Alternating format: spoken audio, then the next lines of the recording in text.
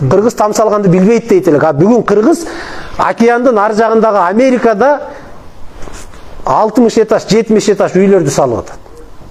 Үйрөтүп атат аяка барып кантип иштейт экенин. Мына Чүй облусун алалы. Балдарын жамандаса, дунгандар жамандайт эле да, урушат эле. Кыргызтай жалкоо болуп калды деп, аны бардыгыңыздар билесиздер. Кыргыз иштей албайт, кыргыз билбейт жер иштеткенди деди эле. Бүгүн Чүйгө барыңыздарчы, Чүйдүн талааларында бүт кыргыздар иштеп атат. Сонун кылып парниктерди жасап, жерлерди иштетип, помидорун эгип, картошкасын эгип, укмуш нерселерди жасап, кайра дунганга үйрөтүп атат. Жерди кантип иштетиш керек экен. Мына ушундай элбиз биз. Жанагы түгөнгөн сайын түтөгөн, баскан сайын өйдөлөгөн, өчүргөн сайын кайра күйгөн элбиз биз. Ошол сапатыбызга келели ар бирибиз. Москвадагы мекендештерге жарыя, алыстагы боордоштор. Сиздер үчүн Ваш стоматолог клиникасында сонун мүмкүнчүлүк түзүлгөн. Дареги Лухмановская метросу, Светоозерская көчөсү 32. Медициналык борбордо стоматологияда бардык кызматтар көрсөтүлөт. Терапия, гинекология, урология бөлүмдөрү, анализ тапшыруу, УЗИ. Саат 9-дан 21:00-гө чейин жума бою дем алышсыз кызмат көрсөтөт. Ваш стоматолог заманбап жабдууларды орнотуп, тажрыйбалуу такшалган дарыгерлерди гана ишке алган. Клиниканын стоматологиясында 20% акция. Рентген жана консультация акысыз. Ишемби күнү УЗИ акысыз. Ал эми жекшемби күнү терапевттин кабыл алуулары акысыз. Ваш стоматолог сиздин ден соолугуңуздун сакчылыгында.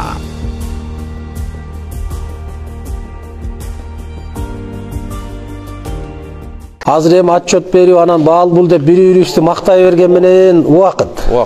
Мактаганы мактай тургандар көп. Тегерегинен тияктан бияктан эми жакшы сөз, жакшы иш айтыла берет экен, дей берет экен. Көйгөйдү сүйлөшөлү. Кандай эмебиз бар, кандай негизде чече алабыз, колдон келеби, келбейби? Ошонун тегерегинде сүйлөшөлүк. Суроолор болсо берсеңиздер болот ошо, бирден туруп кетип. Эми бул жерди мен 70-ге чыктым, одон аркы канча эл жашап, канча кылымдан бери жашап келаткан айыл 79-жылы кичине бир 3-4 үйдүн жаны жарылып көчкөн. Ошонун себебинен жалпы эл ушинтип жүдөп атабыз. Бир жерден жакшы жардам алайлы десек эле, силер көчө турган айылсыңар, силерге мүмкүн эмес, берилбейт деген шылтоо. Даниярбай ушул мүмкүн болсо бизге бергенин биз кайрып бердик. Эми олар жана заключениясын кайрып алсын. Биз эгер оны төлөбөй койгонубузда айласынан көчпөсө көчүшкө туура келет эле. Ушул маселе эң орчундуу маселе ушул болуп атат да биздин. Анан Даниярбай эми жазга мал келипсиң, Кудай өмүр берип иштеп турсаң, бир кыштын боронунда келип калсаң, ушул жерде жашаганыңарга рахмат деп, кышыңан болбосоң да ичиңен айтып кете турган мезгилдер болуп калат. Биздин бороон жүргөндө итти байласа да турбай калат. Келгенсиз. Эми ошону караң. Чалма бизден 9 километр ылдый жакта турат. Катаа шартка кирип, канчада процент менен пенсионерлери, айлыкчылары айлык алат экен. Одон жогору оор акыбалда турган биз жокпуз. Бул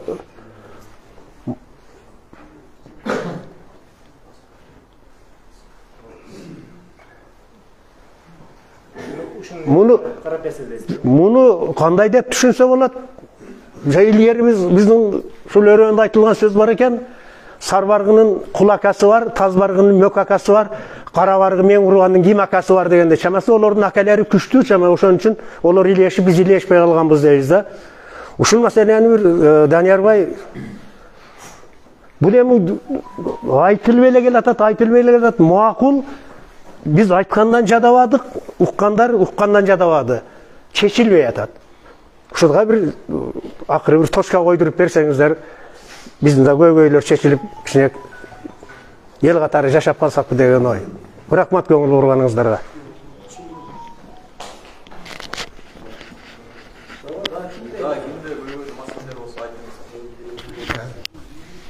Siz söyleyeceksiniz.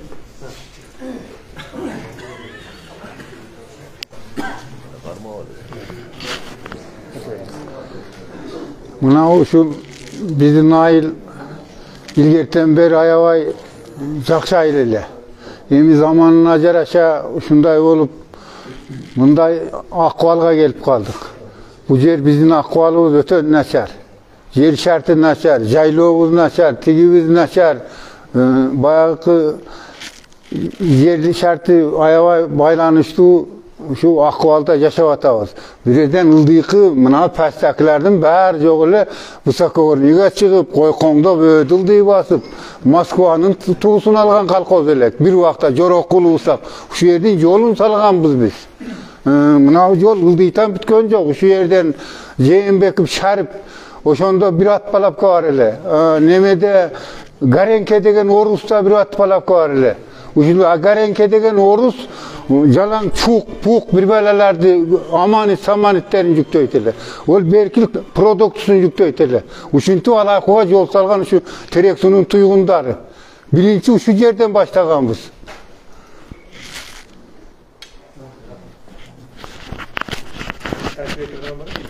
Oldu mu?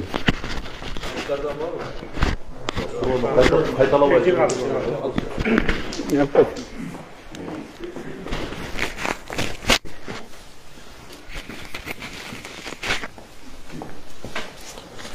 Акын Турганбаев атында Терек орто мектеби Турганбаев. Урматтуу Данияр Төрөгазыевич, жогоруда ажабам айтып өткөн маселе боюнча бир нече жерлери кайрылганбыз. Анан ошонун дагы бир тактай турган нерсеси бул катаал шарт. Катаал шарт бизден төмөнкү айылдар бир нече деңиз деңгээлинен бир нече метр төмөн турган айылдар 20%дык өлчөм менен бүгүнкү күндө катаал шарт төлөнүп берилет. Ал эми биз алардан бир топ эле шартыбыз катаал. Чындыгында сиз кыштын күнү келип көрдүм деп атпайсызбы? Кыштын күнү бүгүнкү учурларды эстегенден жүрөк задабыз да. Ошон үчүн мен айтарым, бизде 10%. Эми биз алардан бир нече жогоруда туруп алып 10% болгонубуз бул ар кандай эле адамды мыйзамдуу бир көз караш менен караганда туура эмес, жат көрүнүш деп айтсак жаңылышпайм да. Ушул маселе боюнча бир сиздин колуңуздан келет, сизди чечип бере алат деген терең ишенимдебиз. Ушул маселени бир жакындан карап берсеңиз. Андан сырткары мектепте да бир-эки көйгөйлүү маселелер бар эле, балким мүмкүнчүлүгүңүз болуп барсаңыз ошол жерден көрсөтүп берүүгө, эгер уруксат берсеңиз ошол жерден көрсөтүп берели, ошол жерден айталы дегеним. Рахмат.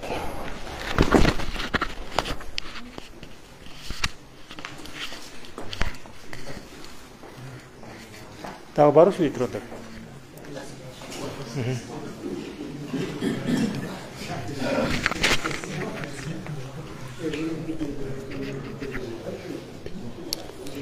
Mına benim bir meseleyi aytam da, mına жерде Орбудунун адамдары отурат да.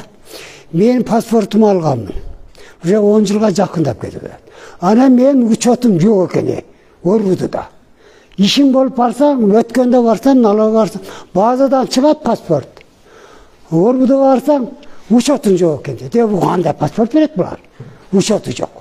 Бар акимге деди, акимге барсаң, кызыл китебиң жок. Kızıl kitap verilmese bu terek suğa. Ya bir işleri için ayağına var, bu yanına var dedikten uçatını takip geldi. Uçatına varsa o şanti koydu. Bu problemi kanday çeçilek. Şaylılardan bardığına katsa.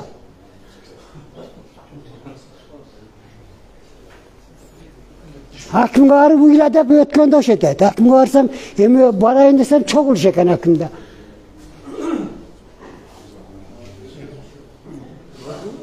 Ya oldu. Şu problemi çeçmerinizse şey orada uçakta kanda kılıp koyuyorlar.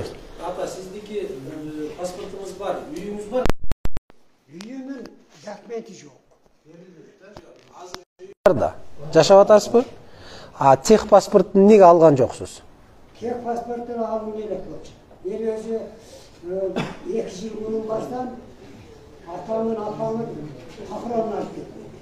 Bu yıl ötkende varsan bazada var ekensiz yukamızın atman eken yukamızın pasportun nemelerini alıp gitti. Oşaların kaçırılması düşünün kalktı. Ana bir işlerime nalaga varsa büyütene bazadan çıkan kamp gelir. Bu çatınacak da çıkacak. Orbu'da varsan Orbu'da biz ne biraz hakim var. Kızıl kitap aldık. Ya kızıl kitap verirse kandan alayım. Oy vereyim ben buna işlerimi bitireyim. Onda hakimge var uyla deydi. Hakimge gelsem çok oluş ekan. Anam ben maşina ha? Kim aytadi deysiz? Atın. Kimge var dep kim aytты? Oşo neme?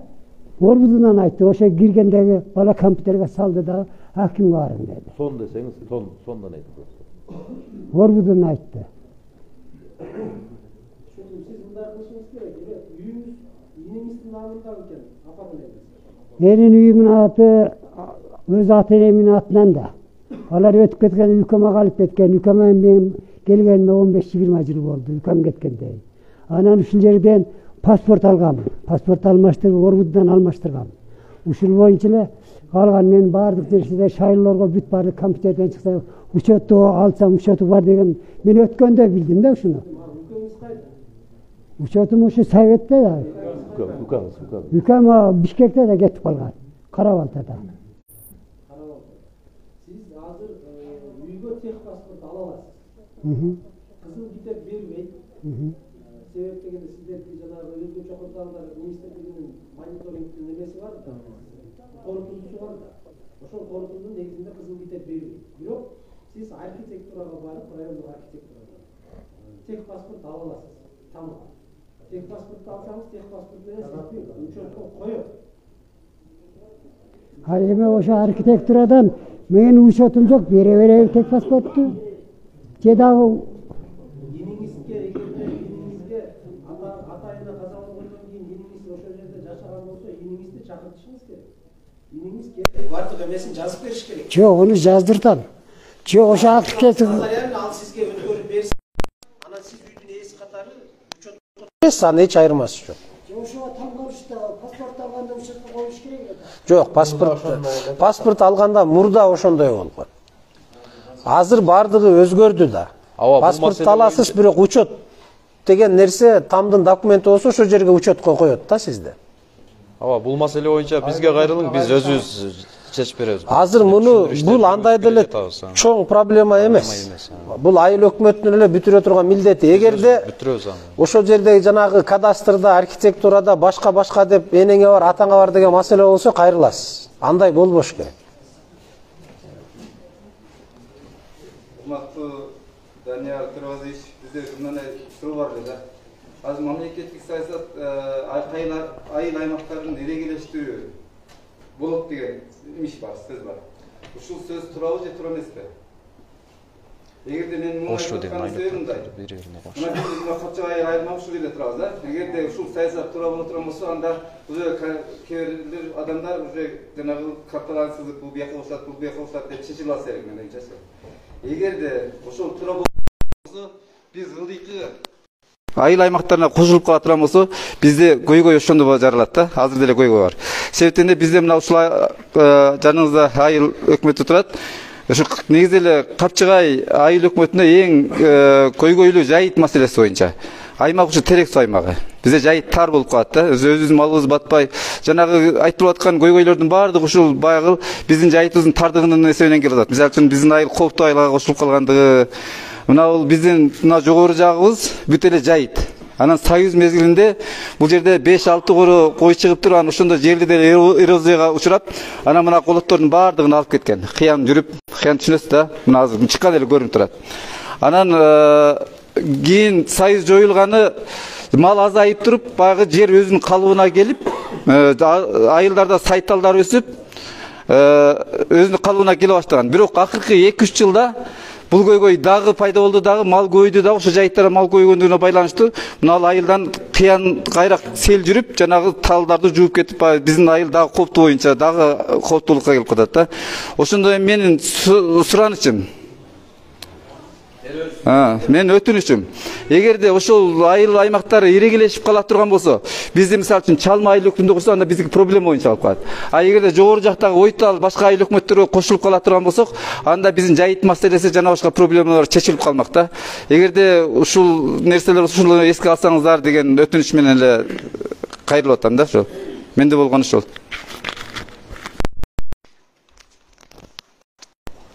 Рахмат. Жана сиздин сурооңуз боюнча биз бул проект бар. Алайкы зонасын бир айыл өкмөт деп, 4 айыл өкмөттү бир кылып, анан кийин кайра Bu жерде нюанс болуп калат. Кыштын күнү жол жабылса, bir айыл өкмөттүн эли жолсуз калды деген маселе болбосун деп туруп, кайра экиге бөлүп, сиздерди Ойталга деп проектти ошондо кеткен. Ылдый кызана өзүнчө кетет булар.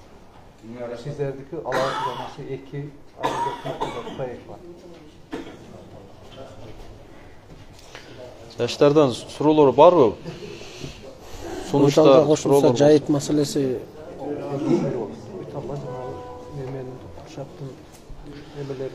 суроо жооп жок болсо анда мына Каракулча район ички иштер бөлүмүнүн начальниги Маратбек Рыспеков Шайбеков неме кылса элге ошо кайрылуу жасап коюн деп атат, ошо суроо жооп анан кийин бул жака сөз берет. Саламатсыздарбы? Капчыгай айланынан тургундары. Мен жаңы келдим, ошон үчүн бир жаңы таанышты коюлду. Өзүм фамилиям Шайбеков, атым Маратбек. Жазып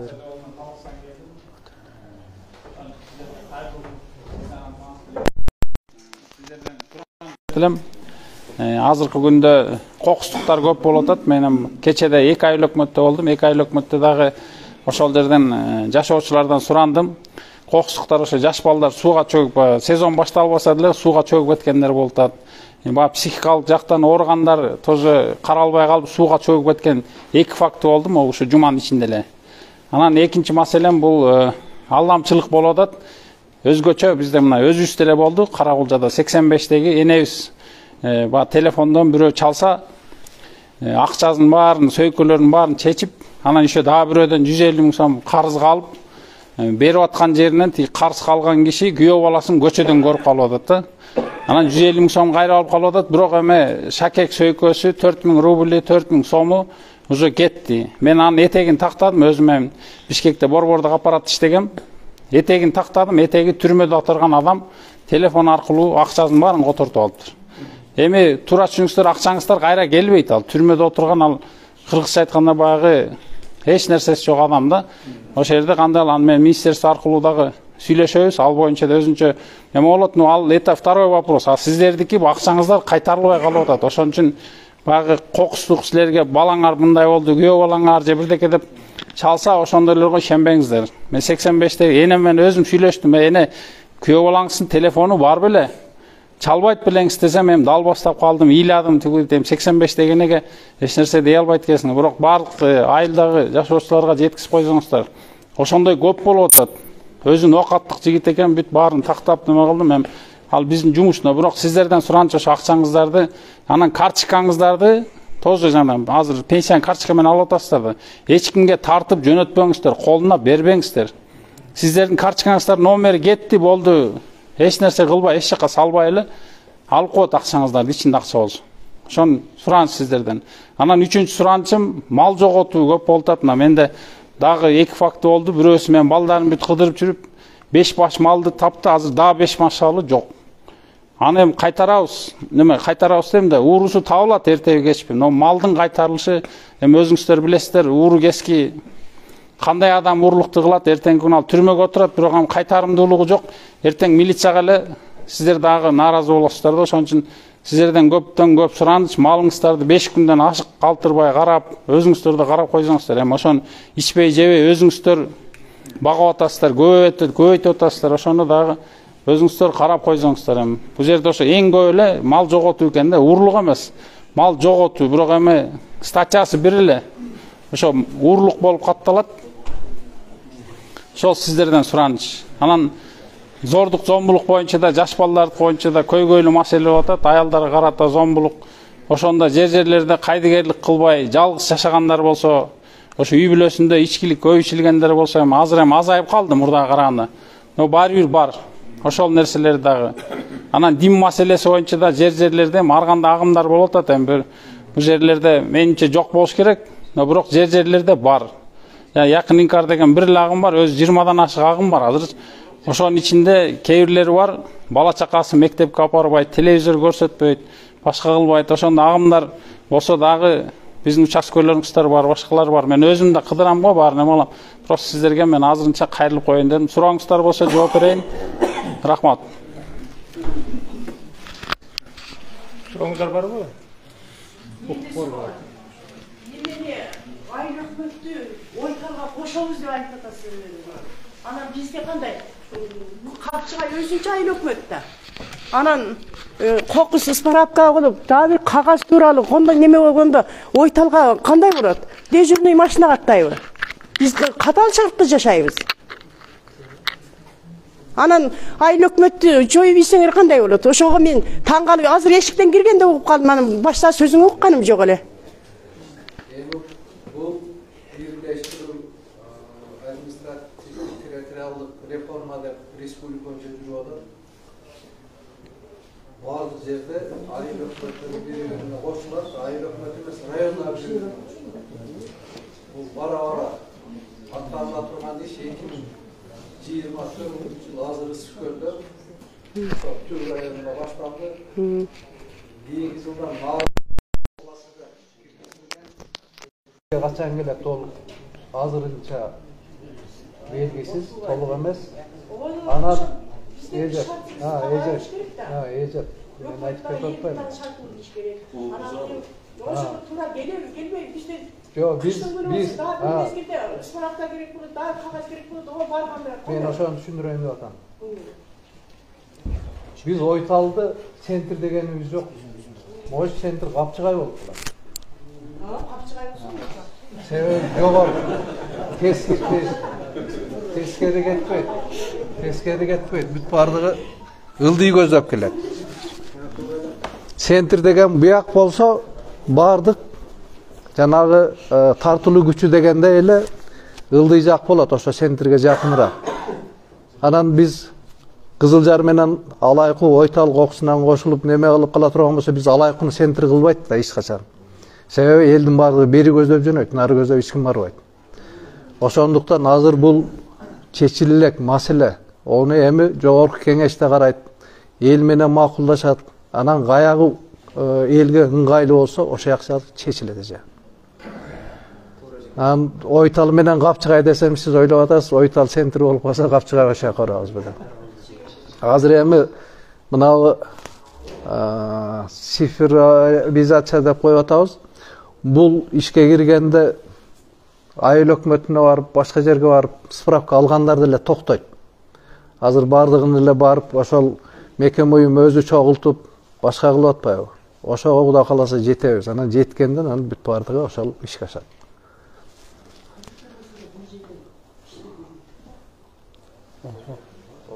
Bir ekstrosi Oldu da. МЧС бар, а?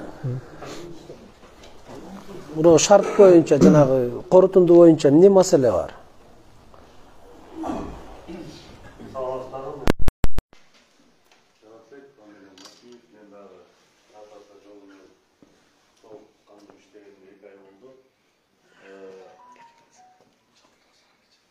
Бул боюнча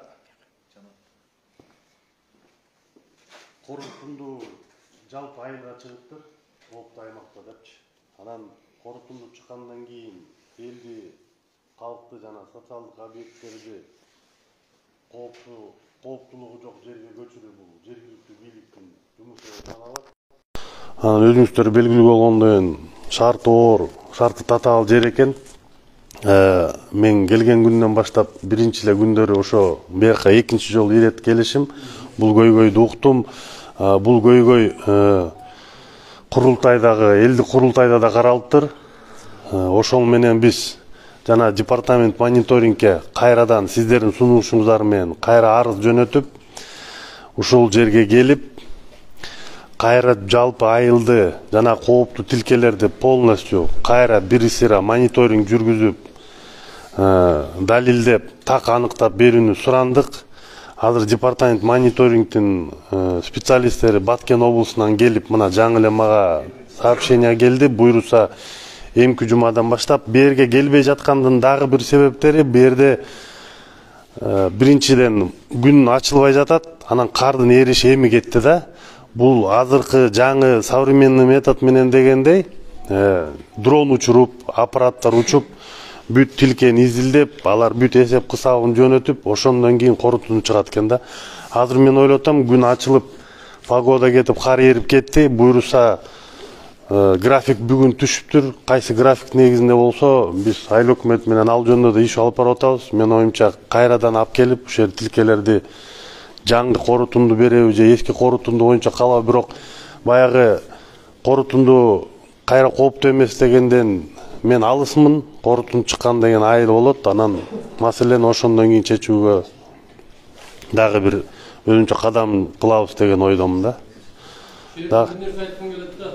Ошол курултайга барганда мен барганда азыр ошол МЧСтен Бишкектен биз Каракулжа өзгөчө кырдаалдар министрлигинин өкүлүнө тапшырганбыз.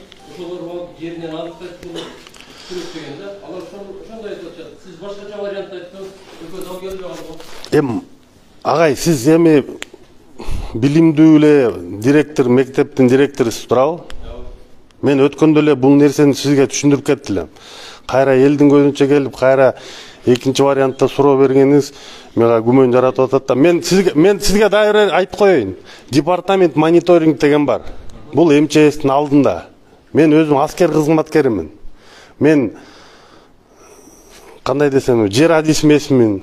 Кооптулукту корутуп бергенге мага шарт түзүлгөн эмес. Биздин алдыбызда департамент мониторинг бар. Биздин жумуш сиздердин курултайга барып, ал протоколго түшкөн. Ал протокол жергиликтүү бийликке бизге түшкөн аткарууга. Турабы агай? Аткарууга келгенден биз өзүбүздүн шартыбыз менен бизде ошто башкармалык бар. Биз башкармалыкка кайрылдык. Параллельно департамент мониторингке кайрылдык. Ушул жерден мен сизге айтып атам, жооп келди. Кар эрип, погода установляться эткенден кийин өздөрүнүн современный аппараттары менен, дрондору менен келип, бүт баарын изилдеп, кайрадан мына өткөндө мектепке келип кеттик буйруса. Анын корутундусу эртең бүрсүн чыгат. Кандай корутунду болуп, кандай жумуш алып барыла десе, ошого карата же жергиликтүү бийликке тапшырма берип аткартабыз. Же баягы өзгөчө кырдаалдар министрлигинин мерчемине киргизип жумуш алып барабыз. Биринчиден мен сизге суроо бербедим да, сиз суроону өзүңүз жараттыңыз. Ал жумалды. Экинчиден мектеп картын көрсөткөндө да сиз айттыңыз да, биз торду алып беребиз, силер өзүңөр бүтүрүп аласыңар. Эми сиз айткандай биз адис эмеспиз, анын баарын өзүбүз бүтүрүп алабыз. Ошол жагын кошуп айтып бериңиз да. Эми менде дагы Каракулжада 26 куткаруучум иштейт да. Алар өрт өчүрүүчү куткаруучулар. Алар да тор жасаганды билбейт. Жергиликтүү бийлик ал торчолорду бөлүп бергенден кийин ашар жолу менен мына ылдыйкы айылда деле өздөрү таштарын төшөп, өздөрү кылып берет. Аны суу чарба башкармалыгын же өзгөчө кырдаалдар министрлигинин башкармалыгын атайын ошо торчолорду орнотуу боюнча кесипкөй адамды чакырып, сиздерге бир сыра көрсөтүп, анан аны жасаттырат да. Торчону ар бир айыл өзү эле кылып атат. Торчо боюнча аны габионный сетка деп коет. Азыр чүйгө жана ошко жаңы аппараттар келип орнотулуп атат. Бирок баягы эле кайра эме маселеси менен качан торчолор токула баштаса, мага көп айылдардан мен ошо Ош жергесине келип ушуну көрдүм да. Мисалы, чүйдө бөлөк областтарда иштедим. Торчо жагынан кичине элди уюштуруш, анан эл менен ошону орнотуш өтө оор болчу да. А берде карасам, торчоңузду берсеңиздер, эл чогулуп өзүбүз кылабыз деген жерлер көп экен.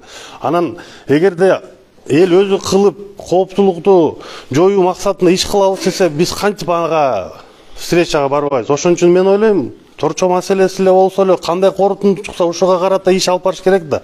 Анан алдын эле мондай болот экен, ушуну кылыш керек экен дегенден алыс бололу да. Кандай корутунду чыгат, ошого мыйзам. Дагы бир маселе, кайра эле айылыңар кооптуу. Сиздерге кооптуу аймак деп берилген. Эртең ушул жерге бирдеме иш кылсаң, алдагы мыйзамдын чегине чыгып кетет да, ошол маселелер ошон үчүн жаралып атат ушул жердечи. Мен ойлоп атам, ошо акыркы корутунду эртең мониторингдин специалисттери келсе, колордун корутундусу болсо, ошондон кийин гана маселе чечилиш керек деп ойлойм да.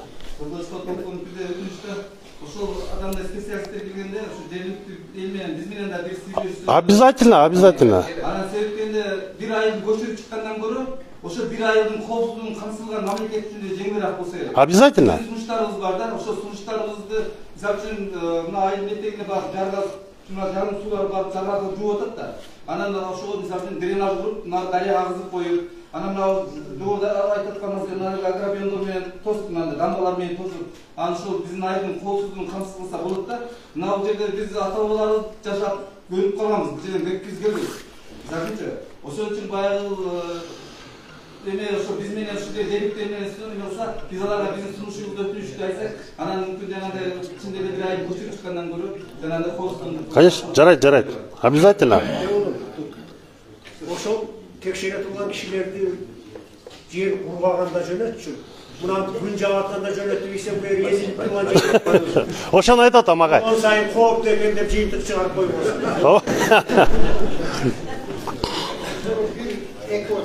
Оу. Мынау көптөн бери бир 2 жылдан бери мындай бир көйгөй жаралып атат да, мына кооптуу жерде.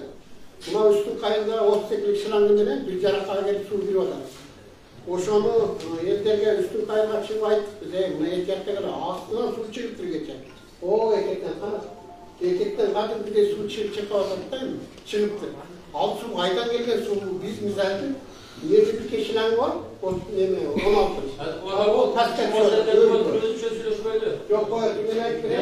Anam şu Carakka'da olan 700 yaşaydı, hastaydı. Sürüp kesse kim cevap veriyor, bunda korkma da. O suyun içkin başı olmayla sırada kaçın. Hem o şu gelmeyle bir ekmek rakmayla sürüyor adam da, ayakta getirmek başını getirmiyor. Sen koy. Erkeğe sorumuna şıranga saldırıp koyar. Бияққа шланга қосып, бияққа қосып болады енді мына. Ayakta getirip tekşerip belgili. O sözü tekşerip belgili. O sürülüp kesse kim yok direttirilen bundan yemeden korktu olur. Bir sorunu taktaydıçı. Үйгө берилгенби корутулду же жалпы айылга берилген? Жалпы айылга. Корутунду барбы? Каякта корутунду? Мен жанында жоқ корутунду. Биринчи корутундуну тактайлычы, канча үйгө берилгенби же жалпы айылга деп берген? Мага азыр айткан маалымат боюнча 44 үйгө берилген. Эгер 100дөн ашык кожолук жашап атса, 44 үйгө берилсе, эмне себептен анда башка үйлөр эмне себептен ага кирип кетиши керек? Анда 44 үй жөнүндө эле сөз болот. Анда айылдын тиешеси жок, айыл кооптуу деп эч ким айткан жок. Айылдын ичиндеги 44 үй кооптуу деген сөз болот экен. Ооба. Негизи. Негизи. Кимге берилген?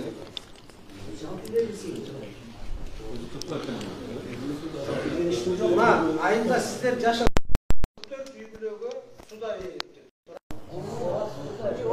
Кашка жол айыл өкмөтүнөн жер берилиптир. Сиздерди көчкүлө деп 44 үйдү. Анан сиздер аяка көчүп барып, кайра ал жерден участоктарыңар эмне болгон, ошол жака барган участоктарыңар? Бул жерде бир маселе бар. Бул менин түшүнүгүмдө 44-түн бардыгы эле терек суулук эмес. Караташтан келип калган, Сарбейден келип калган болуш керек. Terek sudan. Terek sudan 44 үй sizlerge suda verilgen. 96-жылы жер дагы берилген. Жашагандар bir 7-8 үй барып жашап атат оякта. Калгандарыңыздар барбай койгонсуздар, бирок жер берилген. Жериңиздер эмне болгон? Жер каякта, ошо участоктарыңар каякта? Misal 44 үйдө 2-ден 3-тен кожолук болгон. Misal закончилерди көрүнүштү. Балдары аякка үйлөрдү салып балдары 4-чү дакталар алган, 2-нчи бала 44. Мен ошондой окуялар болгон. Мен кыргызча айтып атам. 44 үй барган жок ояка. Бул жер Тересуда бардыгы эле ошо жанагы студалар берилген. Анын чынын айтыш керек бар. Баары билеңиздер чыгат. Тересуда мына бир максат сакал айтып, мен гана алган эмесмин депчи. Калганыбыз бардыгыбыз алганбыз, ар бир үй алганбыз. Мисалы үчүн 24 миңден 99-жылы берилген булчу. Мен бул так эсимде, ал кезде мен студент болчумун.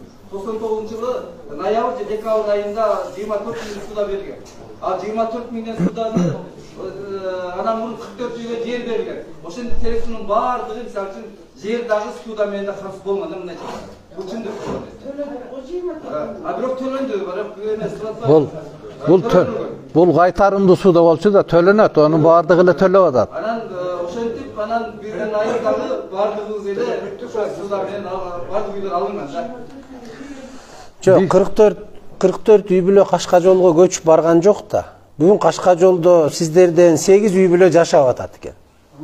А калганы каякта? Жерлерди сатып жүрген да. Жерди сатып жүрген. Элдер жашаткан эмес, токмоктогон адамдарды, малдарын ар бара кылган, ошондон анан дак иштегенде кайра качып кеткен. Жашагандар кайтара качпаса эме. Анын алдыры аркасы ошол жерде жашаган адамдар. Калпактан берилген эмес, мына Сартташтан да берилген алардан айрымдарынчы. Мына Сартташтан бери ал жерде жашаган мүмкүн эмес. Азыр малды да жайыткан эмес, ошо жоргонда чыгарткан эмес, бияк бүтүн өлүшү. Мындайда эмелер, аталар, апалар мындай кылалычы. Ар ким эле өзүнүн жеке кызыкчылыгын эле айта берсе, анда мамлекеттин кызыкчылыгы жок болот. Анда мамлекет эле жок болуш керек. Мамлекет сиздерди эмне үчүн кооптуу аймак деп тапты? Себеби коркунуч болгон ошол учурда. Анан ошондон кой ушул жерде жашап аткан элди коркунучтуу аймактан көчүрөлү деп жерин берди, суда деп акчасын берди, ал кайтарымдуу суда болгон. Аны эртедир кечтир баары бир кайтарып бермексиздер. Ошол жерге жашап калгандан кийин дагы Кашка суда жашап атсаңыздар дагы ал акча кайтарылып берилмек. Ошондой шартта берилген экен ошол убакта. Мына Жалпакташта жер көчкү жүрүп кетти, Кудай сактады дагы. Убагында билип калып, адамдардын бардыгын көчүрүп чыгып чатырда бүгүн жашап атышат. А эгер басып калганда эмне болот эле? Бир эле үйдү басып калсын, биз башканы тим эле коелу. Бир эле үйдү басып калсын, эмне деп айтмакпыз биринчи кезекте? Мамлекет карабай койду, мамлекет жардам бербей койду, мамлекет алдын албай койду, мамлекет күнөөлүү ушунча адам өлдү деп мамлекетти жамандап жатып калмакпыз. Бу жерде деле биз пенделик нерсени моюнга алалы. Бу жерде деле ошондой. Мисалы мына МЧС айтып атат, эң негизги күнөө жергиликтүү бийлик менен өзгөчө кырдаалдар министрлигинде. Ушу кезге чейин эгерде канча жерге тиги корутунду берилгенин билбесе, кимге корутунду берилгенин билбесе, кимге арманыбызды айтабыз? Мамлекеттен айлык алып отурган жетекчи 2 ай болобу, 3 ай болобу, ротация менен келеби, чүйдөн келеби, көлдөн келеби, бүгүн Каракулжада иштеп атат. 5 энеси ушу жерге түшкөн экен, бүгүн Каракулжада элдин жетекчиси ушу киши. Анан бул киши келгенден кийин ошол кооптуу аймак эң биринчи кылар жумушу ошол. Кооптуу аймак деген жерди биринчи анализ кылып чыгыш керек. Канча адамга берилген бул жерде кооптуу аймакта? Үй табылганбы же жалпы айылга корутунду берилгенби? Корутундуну окуган эмес. Корутунду кандай берилген окуган эмес. Эгер окуса азыр айтат эле да, корутундуда монтип жазылып турат, 44 үйгө берилген же айылга берилген деп. Биз азыр эң биринчи маселебиз корутундуну аныктап алышыбыз керек. Корутунду кимге берилген? Эгер 44 үйгө деп берилген болсо, анда бул жерге айылдын эч кандай тиешеси жок. Башка үйлөр, ошол 44 жанагы корутунду берилгенден башка үйлөр, силер кызыл китеп алып, жап-жашынакай эле жашооңорду өткөзүп камсыздандырганга толук укугуңар бар. Жок, айылга берилген болсо, жалпы айылга корутунду берилсе, анда сиздерди эч ким камсыздандырбайт, кызыл китеп бербейт, сиздер эч кандай үйдү бир жерге залогко коюп документ кылып башка кыла албайсыздар. Себеби мыйзам ошондой бүгүнкү күндө. Биз мыйзам чегинен чыга албайбыз. Убагында ошол негизде коюлган экен. Биз ошону тактап чыгалы. Мына сиздер отуруп туруп канча ага эч кандай көп күндүн кереги жок. 1, 2, 3 күн бериңиздер. Биз ошону тактайлы. Кандай болгон негизде чыккан. Анан эгерде айылга чыккан болсо, анда жанагы мониторинг борбору бар. Бул жана өзгөчө кырдаалдар министрлигинин өкүлү айтып атпайбы? Өзгөчө кырдаалдар министрлигинин алдында мониторинг борбору бар. Ал буларга баш ийбейт. Башчы катары мониторинг борбору ошол областтык өзгөчө кырдаалдар министрлигинин областтык башкармалыгынын башчысына да баш ийбейт. Бул прямой министерствого баш ие турган ошол жердеги министрликтин бир бутагы. Ошол министрликтин бутагы азыр жаңы техникаларды алды. Жана айтып атпайбы, дрондорду алды, башка компьютерный техникалар келди. Ошолор менен сүйлөшүп биз сиздер эле эмес, мына өзгөндөгү Жалпакташ кооптуу аймактарды, Ош облусунда кооптуу аймактарды кайра каратып чыгалы деген чечим болгон. Себеби сиздердин аким Дамир Садырбекович кайрылып бизге атайын кат менен ушундай өзгөчө кырдаалдар министрлигинин тизмесине кирип калган аймактар бизде өтө көп болуп атат. Анан ошол аймактар кандайча кирип калган, эмненин негизинде кирип калган деген маселе көтөрүлүп атат абдан көп. ушул маселени чечип бериңиздер. Ушул жерге бир Өзгөчө кырдаалдар министрлигинин ошо мониторинг борбору атайын келип изилдөө иштерин жүргүзсүн деп сиздердин эле айыл эмес, бир топ айыл бар ал жерде. 299 үй бүлө. Киргизгенбиз. Себеби 299 үй бүлө сиздердин райондон ошо кооптуу аймакта турат деп көчүрүлүш керек деп атат. Башка жака. Бул өзгөчө кырдаалдар министрлигине тиешелүү маселе, жергиликтүү бийликке тиешелүү маселе. Раз корутунду чыктыбы, ошол жерден көчүрүп чыгыш керек. Эгер көчүрүп чыкпай турган болсо, корутунду берилип туруп көчүп чыкпай турган болсо, эң акыркы жолу бар, мыйзамдуу жолу. Мамлекет ошол үй бүлөнү сотко берет. Сотко берет, ушул үй бүлө корутунду чыккан, коркунучтуу аймакта жашап атат. Ошого карабай 2-3 жолу эскертүү бердик, эскертүүнү аткарбай жатат, ушул маселени чечип бериңиз деп туруп сотко берет. Ошол акыркы чечимди сот кабыл алат. Же ал үй ошол жерде калат, же көчсүн деген. Көчсүн деген чечим чыккандан кийин, эгерде соттун чечими көчсүн деген ошол жерден чыкса, анда эгерде аны аткарбай койсо, ошол үй эртең Кудай сактасын кырсык болуп кете турган болсо, мамлекет дагы эч ким жооп бербейт. Эгер көчкүнүн алдында калып, башка боло турган болсо, таштын алдында кала турган болсо, мамлекет өзүнөн жоопкерчиликти алат. Ошон үчүн биз чырылдап айтып атабыз азыр акимдердин бардыгына. Урматтуу акимдер, жериңерде өзгөчө кырдаалдар катталган аймактардагы бүт үй бүлөлөрдү тактап чыккыла. Кайрадан эскертүүлөрдү бергиле. Эскертүүлөрдү берип, 1-2-3 жол эскертүү берилгенден кийин эгер укпаса, башка кылбаса, анда сотко бергиле дагы сот аркылуу чечим кабыл алгыла деп атабыз. Себеби биз дагы өзүбүздөн жоопкерчиликти алышыбыз керек. Сиздерге жер бөлүнүп берилген убагында.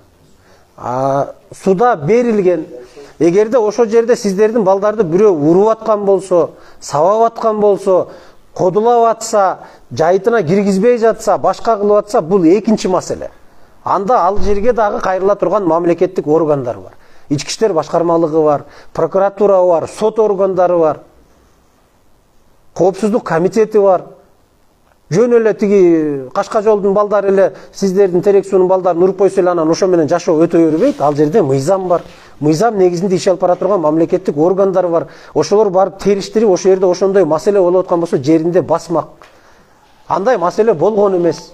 Себеп дегенде биз бардыгыбыз эле түшүнүп турабыз. Эмне себептен сиздер аяка барбай койгонсуздар? Муну пенделик жүрөгүбүздөгү нерсени айталы, мейли бүгүн мен алдап коелу, мен сиздерди алдап коелу. Кудайды кантип алдайбыз анда? Эртең ал жерге мисалы сиздер айтып атасыздар, ушул жерде ата бабабыз жашаган. Биз бул жерге көнгөнбүз, кичинебизден жет атабыз ушул жерде келатат. Ошол себептен кеткиңиздер келбей койгон, туурабы? Чындык ушундай да моюнга алышыбыз керек. Анан тиги Кашка суу сабадана минткен, анан жайытын бербей койгон, бул эми жомок жөн эле. Ошол себептен эле биз кеткибиз келбей жатат. Себеби кооптуу аймактардын көпчүлүгүндө ушундай болуп атат. Барып жер берилген, суда берилген, туугандар көчкүлө десек эле коркунуч өтүп кетти да. Бай коркунуч өтүп кеткенден эми көчпөй эле койбойлу, бизди көчүрүп эмне кыласыңар башка жерге? Ушул жерге мал киндиктүү жерибиз, ушул малга ылайыктуу жер. Биз ушул жерде эле жашай берели деп, сиздер ушул жерде жашагыңыздар келип атат. Эгерде сиздер ошондой жашагыңыздар келип атса, өзгөчө кырдаалдар мына министрлигинин жана мониторинг борбору атайын план түзүп, кезек менен коюп атат, жанагы 299 үй бүлөнү кооптуу аймак деген жердеги киргендерди полный анализ кылып чыгат, Кудай буйрса, быйыл. Атайын график менен келет, кар кетсин, кичине жамгыр басылсын, себеби дрон учушу башканын бардыгы, жамгыр болсо, кар болсо, ал дагы талкаланат техника. Анан ошол күн жылымдаган маалда келели дагы ушул жерде анализ жүргүзөбүз деди. Кудай буйрса ошол анализди жүргүзөбүз. Эгерде мониторинг борбору ушул жер кооптуу деген аймактан чыгып кетти, эч кандай коркунуч жок азыр, эл жашай бергенге мүмкүн десе, анда толугу менен сиздер кооптуу аймактан чыгасыздар дагы, жанагы айыл статусу башканын бардыгы сиздерге кайра кайтарылат. Анан ошондон кийин жанагы мектеп маселеси, башка айтып аткан маселенин бардыгы мамлекеттик бюджеттен акча караганга мүмкүнчүлүк болот. Себеп дегенде азыр сиздерге айыл өкмөт, мисалы аким, губернатор мамлекеттен акча карап бере турган болсо, мисалы мектепке деп туруп акча карай турган болсо, ал мыйзам бузуу. Себеп дегенде эртең укук коргоо органдары бар да, алар айтат: урматтуу аким, урматтуу губернатор, кооптуу деп табылып турган аймакка эмне себептен мамлекеттин акчасын салып атасыңар дейт. Силердин салганга укугуңар жок. Себеби аймак кооптуу деп табылып, корутунду турат. Мына Өзгөчө кырдаалдар министрлигинин корутундусу турат десе, анда биз дагы баш отубуз менен мыйзам алдында жооп беришибиз керек. Ошон үчүн биз биринчи кезекте бу жерде жанагы маселени чечип алалы. Сиздер уруксат бериңиздер, биз изилдейбиз, аныктап чыгабыз. Мен дагы башынан аягына чейин өзүм катышам. Бүт бардыгын тактап туруп чыгалы, 44 үйгө берилгенби же айылга берилгенби? Анан ошондон маселе келип чыгат. Эгер 44 үйгө берилсе, анда мен жана дагы айттым, айылдын эч кандай ага тиешеси жок. Айылдын ичиндеги 44 үй жөнүндө эле маселе болот. Калган үйлөр камсыздандырылат, калган үйлөр документ алып, кадимкидей эле Кыргызстандын айылдарында эле жашоону өткөрө берсеңиздер болот. А эгер айылга деп берилип калса, анда толук айылга деп корутунду келсе, анда жанагы мониторинг борборунун изилдөөсүн күтөбүз. Бул биринчи маселе. Экинчи маселе жанагы бийик тоолуу аймак боюнча катаал шарт деп атпайбызбы? Катаал шарт деп. Бул эми мындай болгон экен. Мына Каракулжа районунда сиздердин эле айыл эмес, бир топ айылдар чыгып кеткен тизмеден.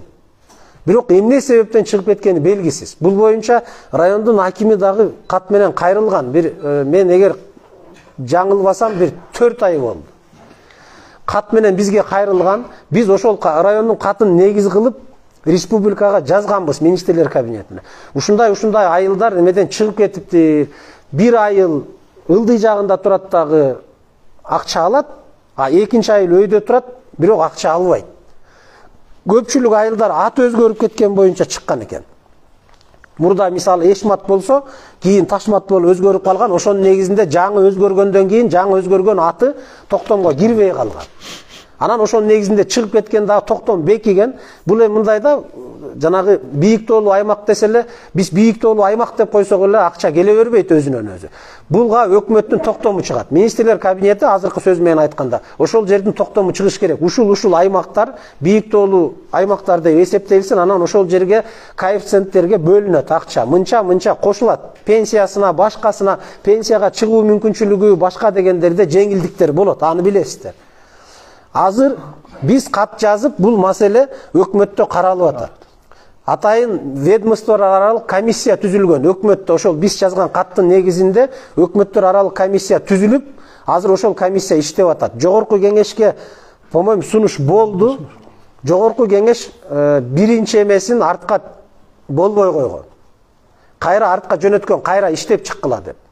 Кемчиликтери бар жанагынын ичинде деп. Эми азыр ошол ведомство аралык комиссия кайра иштеп чыгып атат. Кудай буйруса, сиздердин айылдагы ошол тизменин ичинде барсыздар. Эгер чечим кабыл алынса, ведомство аралык комиссия ошол жерди тиги бийик тоолуу аймак деп таап, ошого киргизе турган болсо, анда токтом чыгат. Токтом чыккандан кийин сиздерге дагы башка айылдардагыдай эле коэффициенттер менен акча төлөнүп берилет. Анан эми бир жерибиз, мына өзүңүздөр көрүп атасыздар, мына мен айыл өкмөтү менен азыр сүйлөшүп отуруп сурап атам. Өндүрүш жок. Бир дагы жумушчу орун жок, туурабы? Бир дагы ишкана жок айылда. Айылда эле эмес, айыл өкмөттүн өзүндө, туурабы? Бир дагы ишкана жок. Жер иштетпейт экенсиздер. Өзүңүздөрдүн эле огороддорду эле иштетесиздер, калганынын бардыгы чөп чабынды, туурабы? Себеби малга ылайыктуу деп Кыргыз ушуга өтүп алганбыз. Малга ылайыктуу жер, анан чөп чабып эле, малды багып эле ошо менен жан сактай беребиз деп атабыз. Мындай кылышыбыз керек. Биз андай түшүнүктөн кетишибиз керек. Биз Кыргыз ушуга көнгөн экенбиз. Кыргызстан Москва менен Ленинградды эт менен камсыз кылат. Кыргыз укмуш, ушу мал менен эле, ушу эт менен жүрө берет десе эле, бардыгыбыз тоону көздөй качып эле, Кыргыздын бардыгы тоого чыгып алганбыз. Малдын туягын санап, малдын артынан жүрүп атабыз. Анан жазында, Кудай, ушу погода жакшы болсо дейбиз. Мына 1 гектардан 2 гектардан жерлерибиз бар. Эгинди эгебиз, ушу буудайды же арпаны эгип коюп эле, анан акырын жүрө беребиз. Колду чөнтөккө салып, ар кайсы поворотто, бурчта Обамадан баштайбыз, аягы келип Атамбаев менен бүтөт ушагыбыз. Аны жашоодо көрүп атабыз бардыгыбыз. Сөз менен жүрө беребиз. Анан күзүндө түшүм болот. Түшүм болгондо мына биз түшүмдүн жыйынтыгын чыгарып атабыз. 2022-жылда эң көп алган мына буудайдан 30 центнер болуптур. Эң көп алды дегени. Бул 1 гектар жерден 30 центнерден алганда 3 тонна буудай алды деген сөз. 3 тонна буудайдын баасы бүгүнкү күндө базарда 21-22 сомдон. 22'si дагы эң тазасы. 20-21 сомдон сатып атабыз. 3 тонна будайды саталы 63 миң сом акча болот экен. 63 миң сом акчанын 35 миң сому чыгым. Бул трактору бар, соляркасы бар, жер семирткичи бар, суусу бар, жумушчу күчү бар, жердин ижара акысы бар. Ошентип отуруп бир 30-35 миңи чыгым. 23 миң сом чөнтөгүбүзгө түшөт экен. Кыргыз ошого ыраазыбыз. Анан дагы түшүм жакшы болбой калса айтып коебуз. Кудайдын ушу аба ырайы эмеси жакшы болбой калды, Кудай бербей койду деп Кудайды күнөөлөп коебуз. Туруп. Өзүбүздөн эч убакта пенде күнөө издебейбиз. Мына биз Өзбекстанга барып келдик. Андижан, Фергана, Наманган, Жизак, Ташкент облусун толук кыдырып чыктык. 6 соту жер. Өзбекстанда жер элге берилген эмес. Жер мамлекеттин менчиги. Элдин бир дагы тиги жерге укугу катталган эмес. Эл мамлекеттен жерди арендага алып иштетет. 6 соту жер ата. Мен 6 соту жерди дыйкандардан билесиздер, мен бутум сынып таяк менен жүрдүм. Ошо таяк менен жүрүп аткан маалда барган делегация алдыга кетип калат, мен чолоңдоп аларга жетпей артында калам. Анан акырын эл менен сүйлөшүп, кандай жашоо шарт, кандай чынында эле ушундайбы, бизге көрсөтүп аткандай, же бизге жакшы жерин көрсөтүп эле жаман жагын көрсөтпөй атабы деп сурап да көрдүк. 6 соту жерден 15 миллион сумдан кем айткан дыйкан жок. 15 миллион сумдан таап атабыз дейт. Кантип таап атасыңар 6 соту жерден? Теплица кылып койгон. Мындай парник кылып эле ошол жерден 3 жолу түшүм алам дейт. 3 жолу түшүм алам дейт. Тытынып бирөөндө чесногун айдайт, башкасын айдайт, үшүнтү отуруп 1 жылда 3 жолу түшүм алам дейт. Ана мен акырын элден сурадым, туугандар, чек ара жөнүндө сөз болуп атат го, силерден Өзбекстандан Кыргызстанга көбүрөөк жер берип койду деп атат. Элдин арасында ар кандай сөз бар. Кандай пикириңер десем, айтат, тууган дейт. Менин проблемам мына муногу 6 соту жерим, муногу үй бүлөм дейт. Мен бала чакамдын курсагын ток кылышым керек, кийимин бүтүн кылышым керек, үйүн жакшылап жазап, жашоо турмушумду жакшылап өткөрүшүм керек. Бүттү дейт. Чек араны башканы чече турган мамлекеттик органдар, жоопкерчиликтүү адамдар бар. Мен аны менен башым оорубайт. Мен көчөгө чыгып кошунам менен ушак айтышканга убактым жок. Мен күнү түнү тытынып ушу жердемин дейт. Ошондон анан мына Өзбекстан кошуна мамлекет өнүккөнүн көрүп атасыздар. Кече машина чыгарып атса, азыр самолет чыгарганга өттү. Башканы тим эле коелу. Биздики болсо тиш чукуган заводубуз жок. Мына целый айыл өкмөт. Бир ишкана жок. Бир дагы ишкана жок иштей турган. Анан бизде чыга калып эле кокуй. Бир жерде цемент заводу иштеп атса, цемент заводду жабыш керек. Көмүр ишканасын казып атса, көмүрдү жабыш керек. Себеп дегенде жолубуз талкаланды, чаң болду, анан ал болду, бул болду деп эле бүт эле экологпуз. Ар бирибиз эле билимибиз барыбыз деле экологпуз, жогубуз деле эколог. Экономистпиз, бардыгыбыз көчөгө чыгып алганбыз. Бардыгыбыз саясатчыбыз. Көчөгө чыгып эле кокуй андай болду, мындай болду. Мына Араван цемент заводуна мен акыркы мисалды айтып берейин сиздерге. Араван цемент заводунан ушинтип түтүн чыгып атат, экологияны бузуп атат, тоонун баарын алып атат, буларды жабыш керек деди. Араван цемент заводуна мен 2 жума болду барганым, атайын текшерип бардым. Элдин сөзүнүн канчалык чындыгы бар. 800 киши иштейт экен бүгүнкү күндө Араван цемент заводунда. 800 киши деген 800 Кыргызстандын жараны, 800 кыргыз үй бүлө. Ошол жерден багылып атат деген сөз. 338 миллион сом салык төлөйт экен бир жылда. 338 миллион сом. Ошол завод турган Алиянаров айыл өкмөтү Аравандагы 90 миллион сом акча алат экен ошол заводдун эсебинен, салыгына. 90 миллион сом. Эгер завод жабыла турган болсо, эртең мейли биз экология башка деп жаап таштадык. Жапсак, Ош облусу дагы, Араван району дагы, Алиянаров айыл өкмөтү дагы өлөт.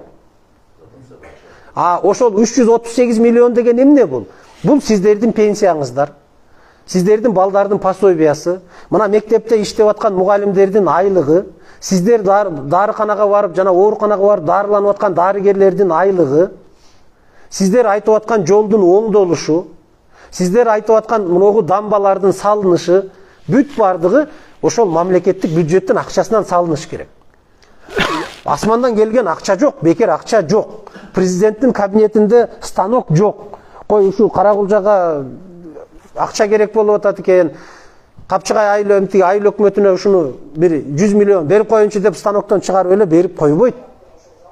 Акча минтип чогулат. Акырында чогулат. Ошентип бир заводдон, экинчи заводдон, үчүнчү заводдон алып анан мамлекеттик бюджет түптөлөт дагы, ошондон анан пенсияга, пособияга, айлыкка, жол салганга, мектеп салганга, жанагындай дамбаларды курганга деп кетет. Чачырап бөлүнөт. А биз кыйкырып эле ошентип эле бардыгын жаптыра берсек, анда эч нерсебиз жасалбайт. Ачыгын эле айтып коелу муну. Мен сиздерди келип алдап берде кооп сүйлөп кетип калган менен маселе чечилбейт. Кыйынчылык ошондо.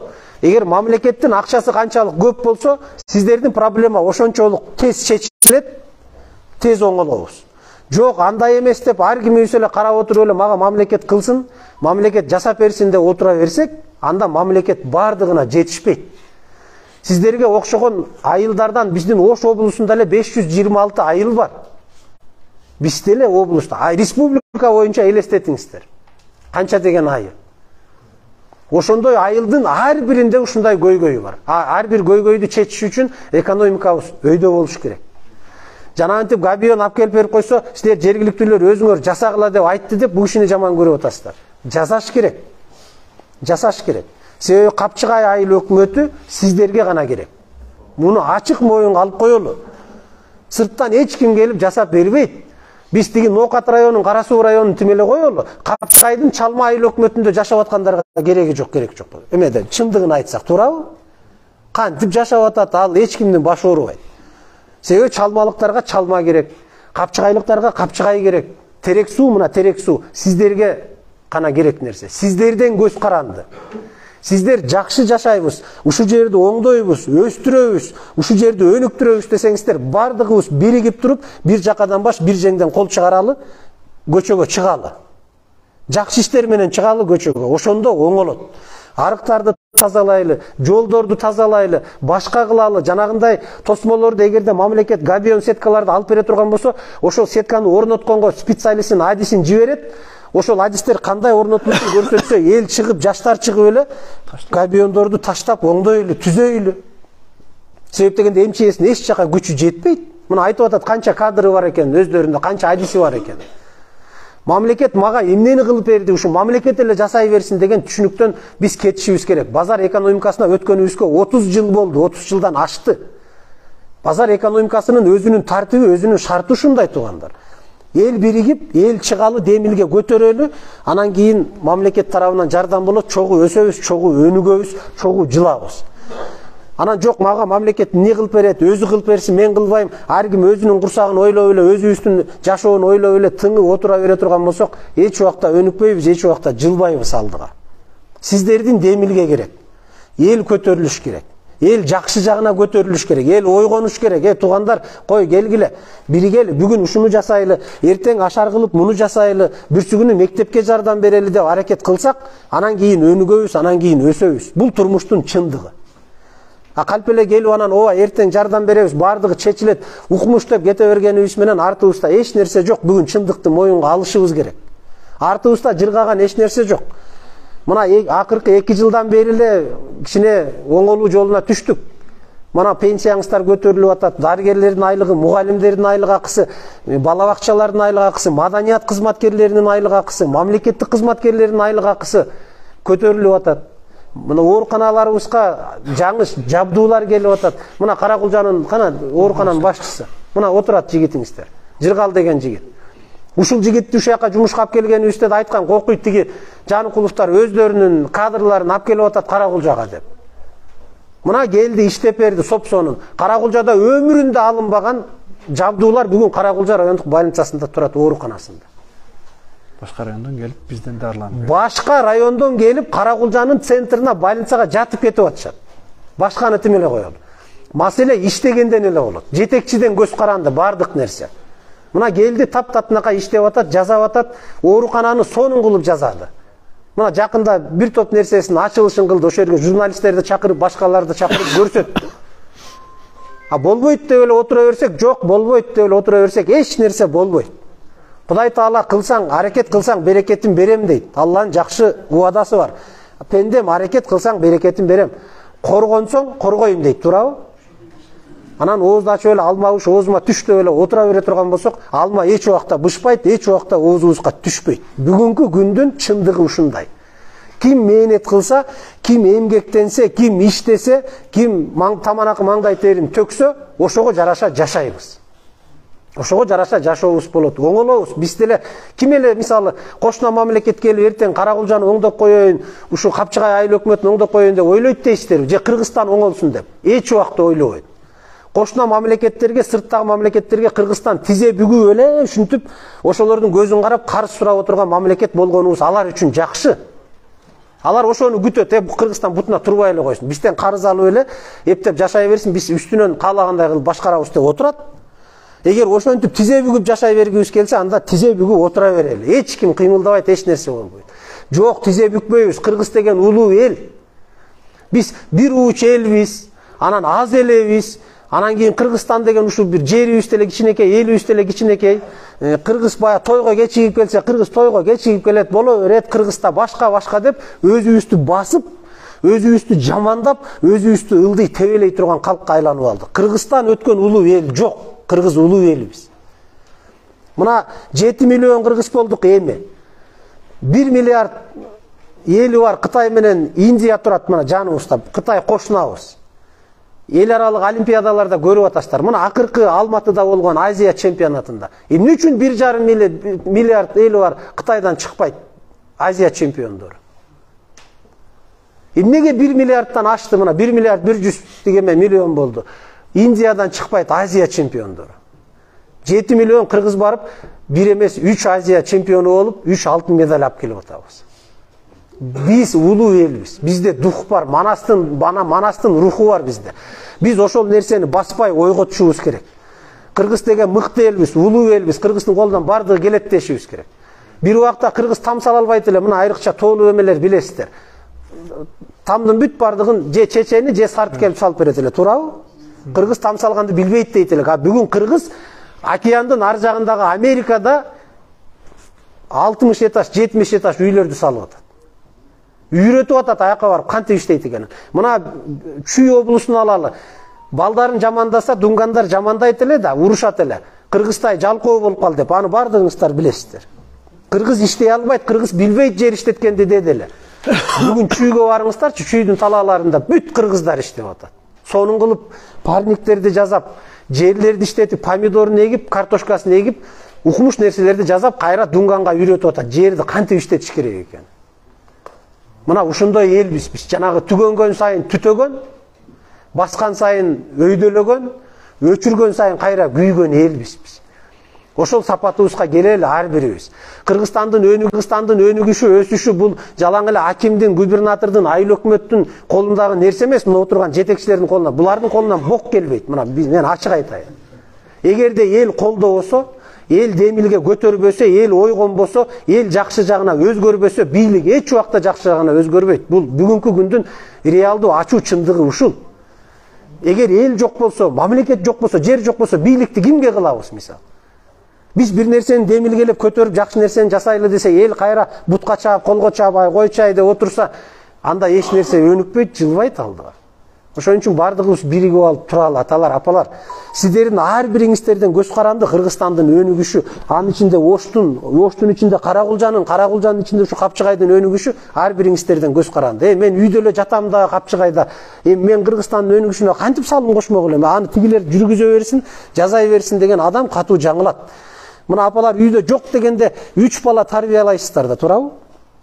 3 баланы акылдуу, ыймандуу, билимдүү, жакшы адам кылып туруп коомго кошуп берсеңиздер, кыргыз коомуна, ошол дагы сиздердин кыргыз мамлекетине кошкон өнүгүүсүнө чоң салымыңыздар болот. Өтө чоң салымыңыздар.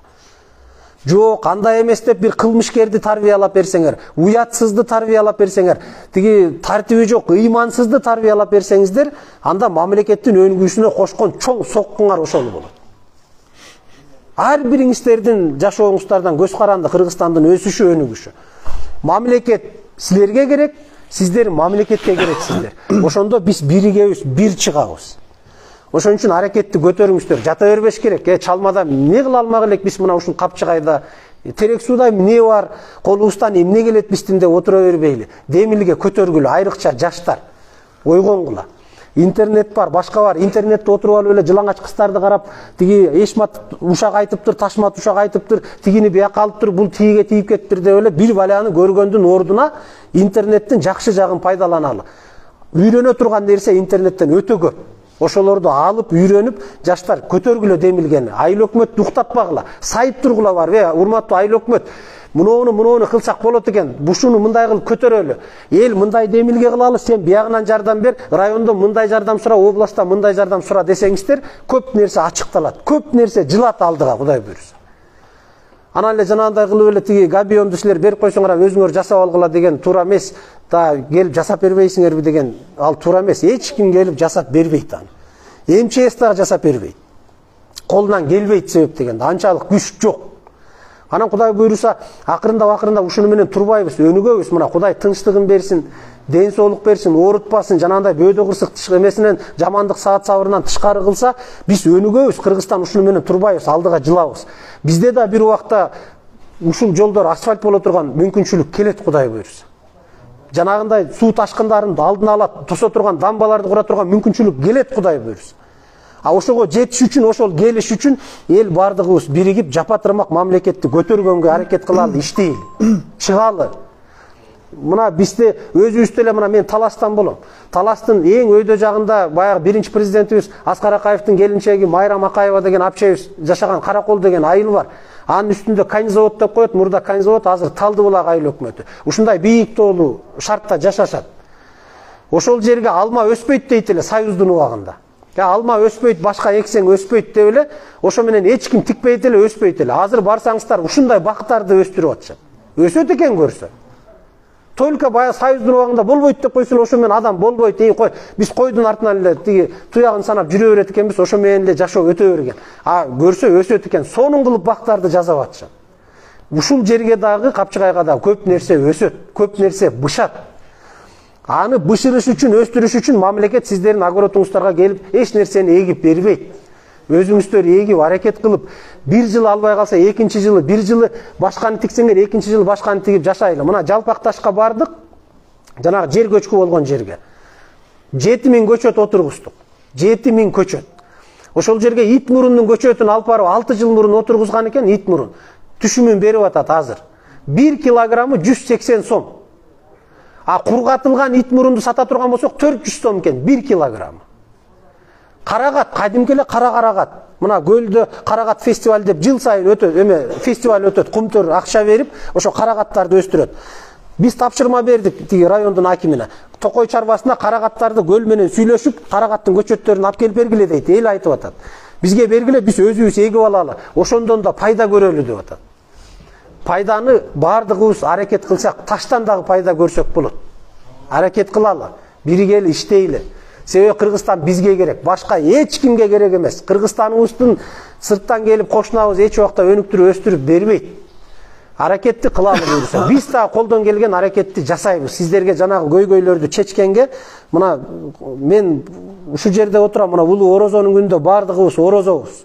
Орозобуз кабыл болсун, мына Кудай тарабынан ошол кемчиликтер болсо кечирип жараткан ушул орозобузду кабыл кылсын. Башыбыз менен жер казып иштегенге даярбыз. Биз ошон үчүн келдик. Президентибиз ошон үчүн бизге жоопкерчиликти моюнга илип, ошол жерге барасың, ошол элге сиңесиң, ошол эл менен эл болосуң, ошол элдин көйгөйүн чечесиң деп жиберди. Биз ошол жоопкерчиликти алып келдик. Эгерде колубуздан келсе, ошол нерсени ишке ашырышыбыз керек. Колубуздан келбейби, анда жөн эле орунду кармап отура бербей, колубуздан келе турган кишиге өткөрүп берип кетишибиз керек.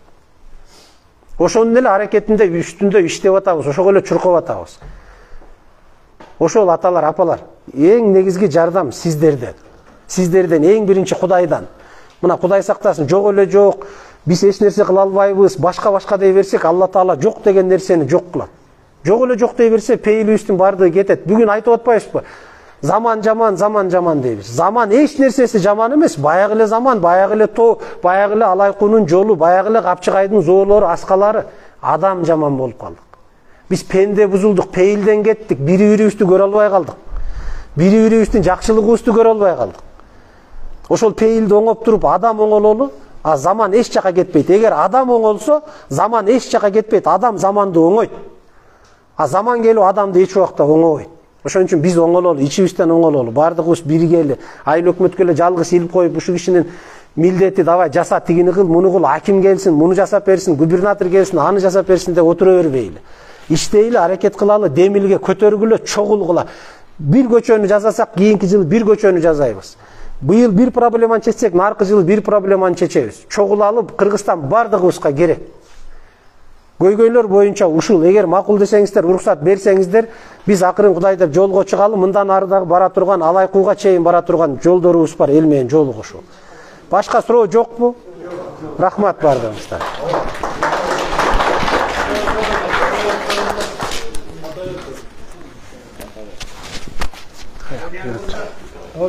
Жеке сизге, сиз менен кошо келген мына райондук жетекчилерге, областан келгендерге пайгамбар батасын берсин, бай дөөлөтүн берсин. Амин.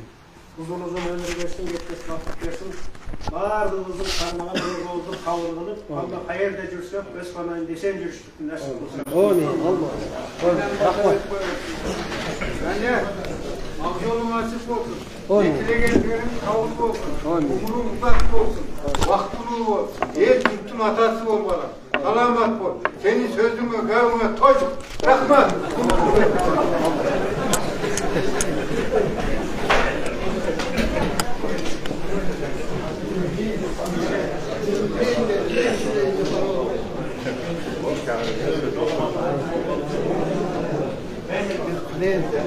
Qandaysın ey? Ke qol berip qo'ychay.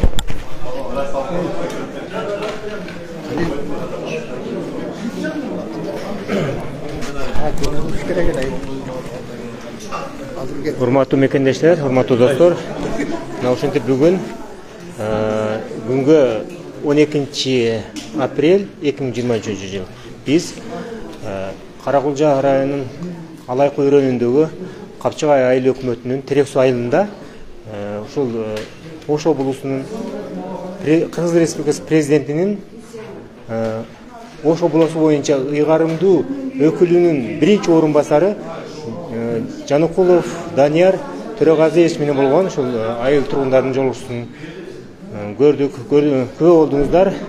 Кийинки жолугушуубуз биздин Ойтал айыл өкмөтүндө болот. Андан кийин Кызылжар, анан Алайкуу айыл өкмөттөрүндө болмокчу. Ал жактан да биз ушул түз эфирден өзүбүздүн көрсөтүүбүздү көрсөтөбүз. Сак саламат болуңуздар.